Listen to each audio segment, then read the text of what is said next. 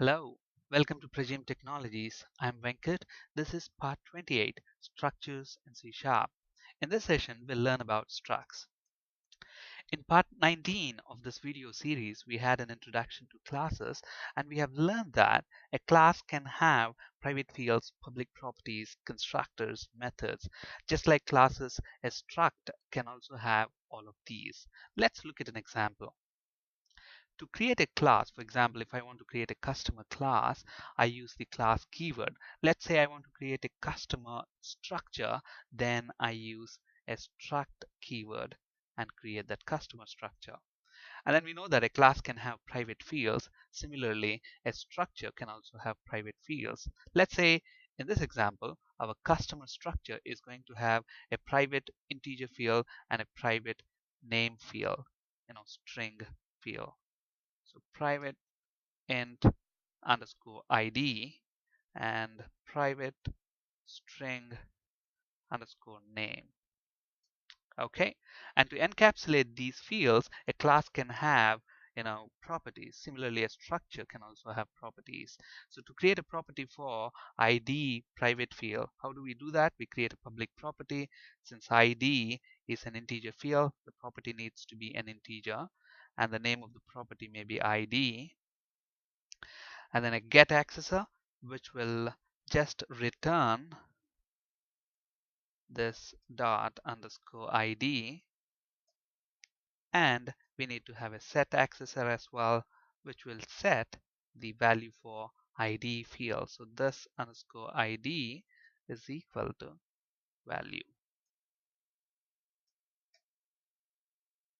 Okay, so that's the property for the ID field. Now similarly, we need to create a property for the name field, and to do that we don't have to actually type. We can use the refactoring capabilities of Visual Studio, and to do that you can actually right click on the property, the private field, and select refactor, and then here you can select encapsulate field, and when you click OK, you will get what you want to name the property.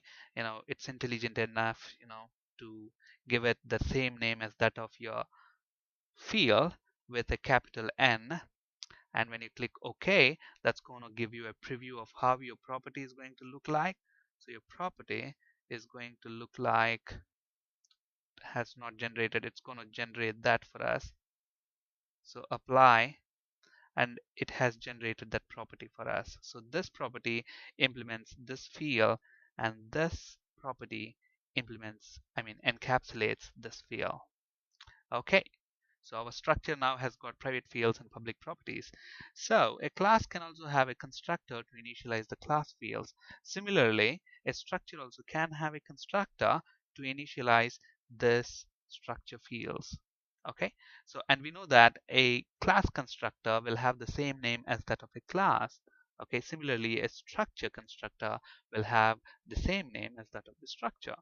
So public, and we know that a constructor cannot have a return type. So public customer, and we pass in two parameters into this constructor, which can be used to initialize these two private fields. So int maybe ID and string name.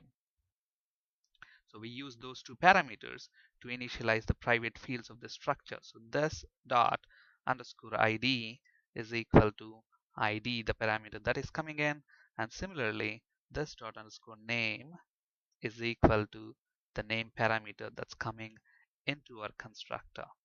Okay, and just like just like how classes can have methods, our structures also can have methods. And let's say I want a method in the structure which can print the customer details. I want this method to be able to print the ID and the name of this customer. So to do that, let's create a public method, public void, and let's call this print details. And what is this method going to do? It's going to print the customer ID and the name. So console.writeLine ID is equal to a placeholder and name is equal to another placeholder. So in the first placeholder, I want to replace that with an ID, and maybe the second placeholder, I want to replace that with a name. Okay, that's it. We have created our structure. Now, if you look at this, it's actually very similar to a class. The only difference that you can spot here is that we are using a struct keyword instead of a class keyword. If it was a class keyword, then it would have been a customer class. Since it's a struct keyword, then this is a customer structure. Now let's see how to use this structure. Now to create an instance of a class, let's say for example I have customer class. To create an instance of this customer class, I will say customer C1 is equal to new customer. And to create an instance of a structure, you follow the exact same syntax. So we have a customer structure here, and to create an instance of that, I say customer C1 is equal to new customer. So here we are creating an instance of a structure. And look at this, we have a constructor for this structure which takes in two parameters, and we use those parameters to initialize these two structure private fields. So let's say my customer's ID is going to be 101 and name is going to be Mark. So we initialize the structure, and if I want to print the details of this customer, I will just say c1.print details, and if we go ahead and run this, it should print the ID and the name of our customer. Now in C# 3.0, they have introduced a new syntax to actually create an instance of your class, and it's called object initializer syntax. Actually, this is one way to create your customer um, object. Another way is we can say customer C2 is equal to new customer, and we are using the default constructor. Now when I say C2 dot print details, look at what's going to happen. When I run this, C2 customer ID is 0 and name is empty, because why? We have not initialized this customer fields. So let's go ahead and initialize them. And another way of doing it is we can use the public properties that we have created. We know that this customer has an ID public property. So let's say 102. And similarly, it has got a name property. And maybe I want to initialize this to John.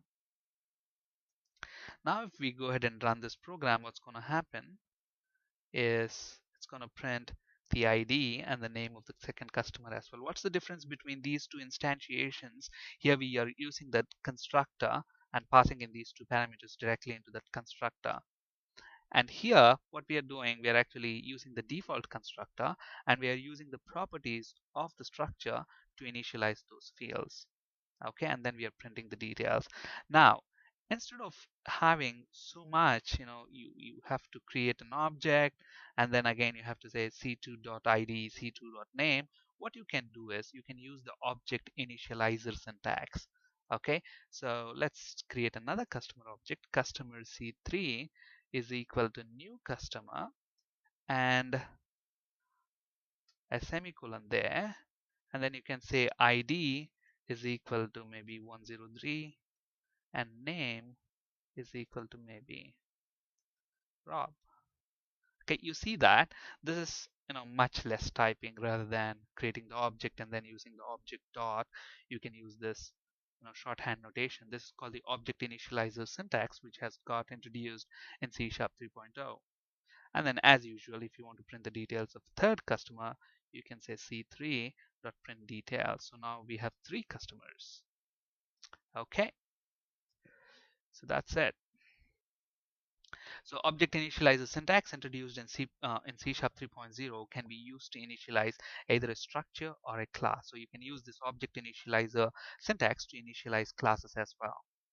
Okay, so far we have looked at the similarities between a structure and a class, but do however keep in mind there are several differences between classes and structures, which we'll be looking at in the next video session.